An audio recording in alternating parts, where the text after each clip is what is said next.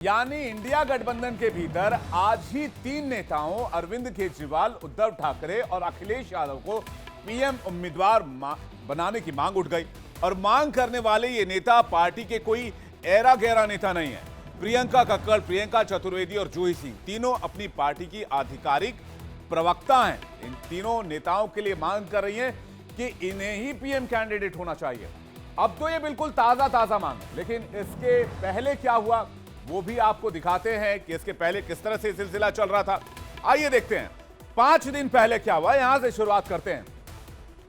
5 दिन पहले 25 अगस्त को छत्तीसगढ़ के सीएम भूपेश बघेल ने भी अपने दिल की बात, दिल की हसरत बयां करते हुए कहा कि राहुल गांधी ही विपक्ष की ओर से पीएम पद का चेहरा बने।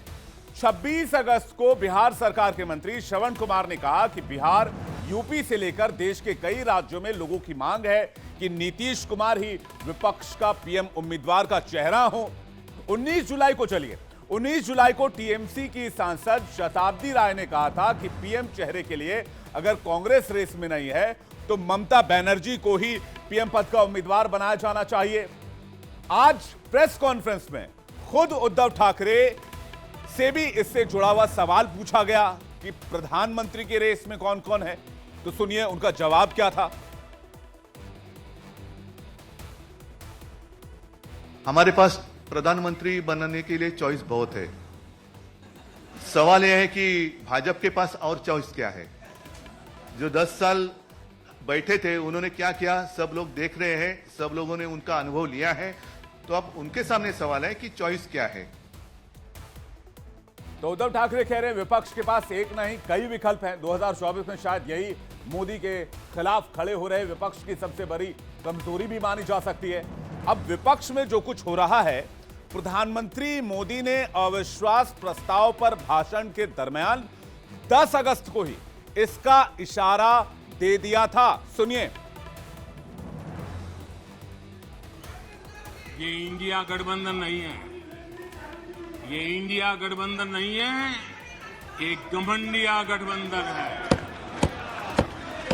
ये इंडिया गठबंधन नहीं है, घमंडिया गठबंधन है। और इसकी बारात में हर कोई दूल्हा बनना चाहता है, सबको प्रधानमंत्री बनना है। अब ये सब तो रही विपक्षी खेमे में पीएम पद की दावेदारी पर हो रहे झगड़े की बात, लेकिन उससे पहले विपक्षी गठबंधन को एक और पद पर चेहरे की तलाश करनी है।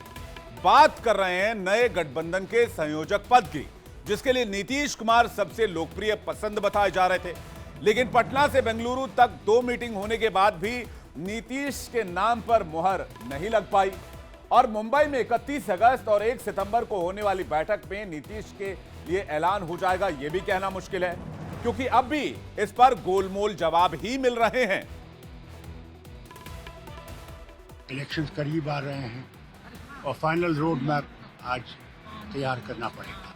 एक 1 तारीख तक पता लग जाएगा कौन कन्वीनर है। आराम से आपके इस शहर में आराम से सोचेंगे कि क्या करना है, किस तरह से इस देश को और इसके कॉन्स्टिट्यूशन को कैसे बचा सकें। आगे की तैयारी करें हम लोग। चुनाव नजदीक आ रहा है। कन्वीनर के रहेंगे नीतीश जी की खड़गे जी। मुंबई में होने वाली मीटिंग में विपक्ष के तमाम बड़े चेहरे पहुंच रहे हैं। कांग्रेस से मल्लिकार्जुन खड़गे, सोनिया गांधी, राहुल गांधी, डीएमके अध्यक्ष MK Stalin, Samajwadi party supremo Akhilesh Yadav, JMM supremo Hemant Soren, Aam Aadmi party के नेता और चीफ दिल्ली के सीएम अरविंद केजरीवाल, इसके अलावा जम्मू कश्मीर से फारूक अब्दुल्ला, उमर अब्दुल्ला, महबूबा मुफ्ती सब एक जगह आ रहे हैं। तो अपना दल कमेरावादी की कृष्णा पटेल भी मुंबई पहुंच चुकी है बैठक में हिस्सा लेने के लिए। और अब आइए आपको डिटेल से बता देते हैं कि मुंबई में विपक्ष की तीसरी मीटिंग के लिए तैयारियां क्या चल रही हैं और इसके लिए इंतजाम क्या किए गए हैं और उसकी जिम्मेदारी किस पर